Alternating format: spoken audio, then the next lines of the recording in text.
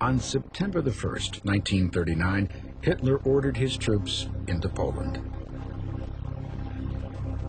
The German Air Force, the Luftwaffe, dropped a torrent of bombs on Poland's cities, while German tanks rolled across the countryside. It was the first use of the German military strategy called Blitzkrieg, or Lightning War, a new and devastating offensive that exploited new advances in tanks, artillery, and air power.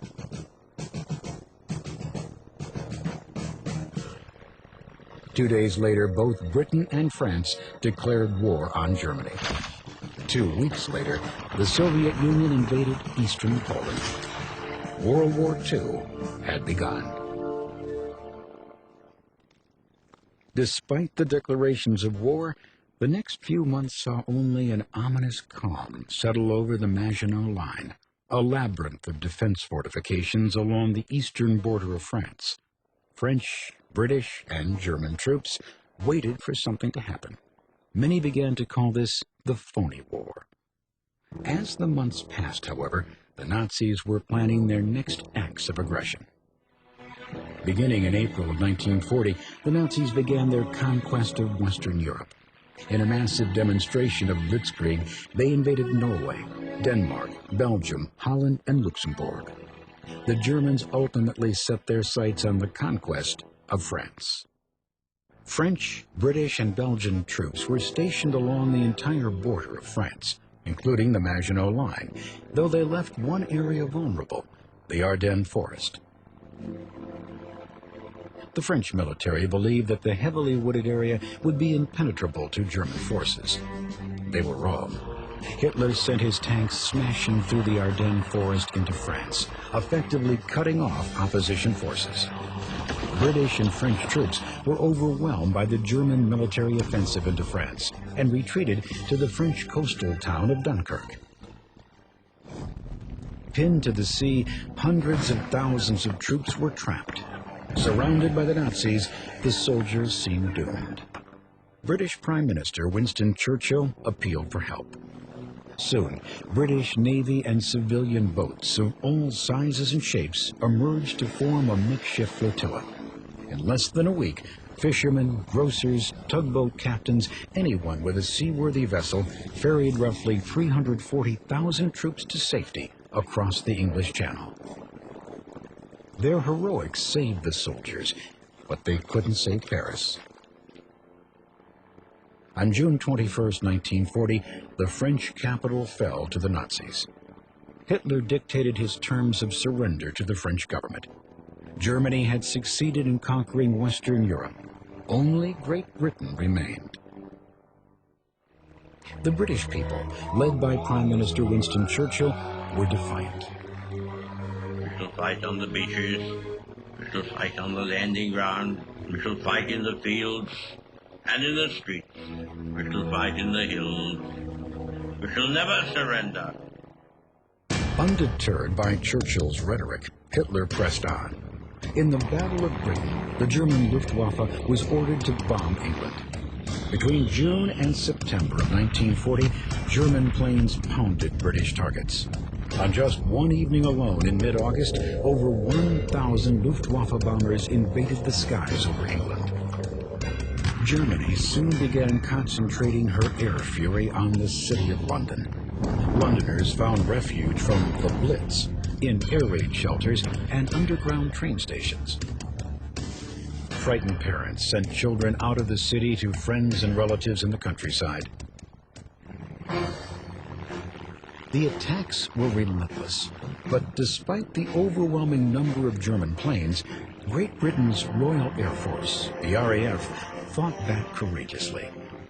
Using newly developed radar technology, the British were able to detect Luftwaffe planes coming over the English Channel. Early warning stations were set up along the English coast to detect the enemy and pinpoint German planes in the sky.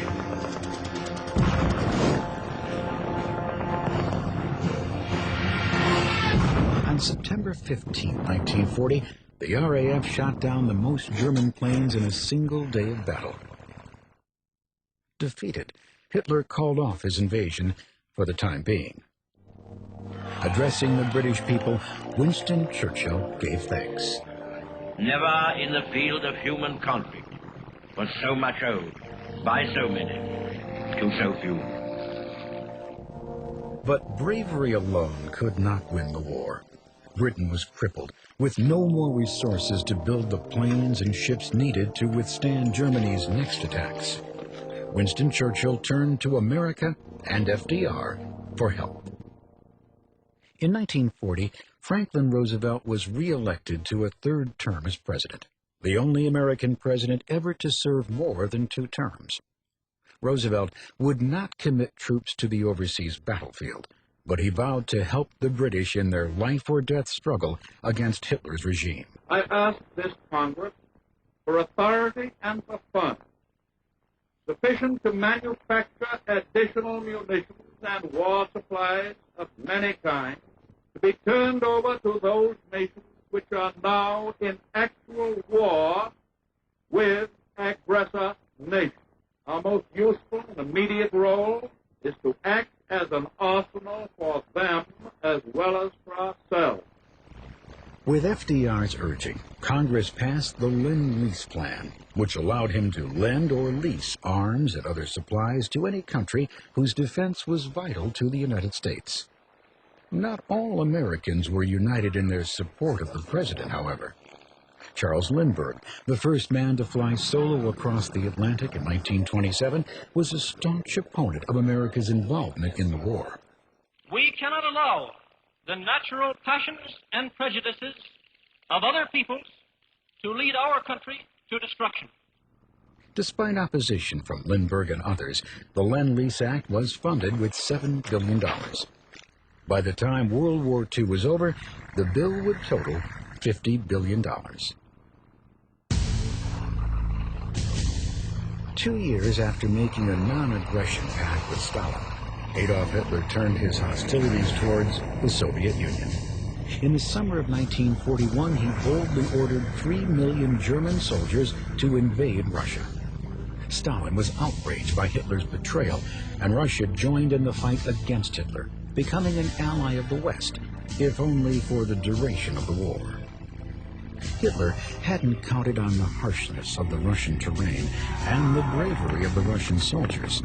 Military resistance and brutal winter weather took a toll on the Germans, and their invasion ground to a weary halt. America now sent Lend-Lease supplies to the Soviet Union as well as to Great Britain. But for American aid to help either nation, shipping lines across the Atlantic Ocean had to remain open. Hitler's submarines prowled the Atlantic in wolf packs, torpedoing supply ships. FDR ordered the Navy to protect all Lend-Lease shipments and allowed American warships to attack German submarines in self-defense.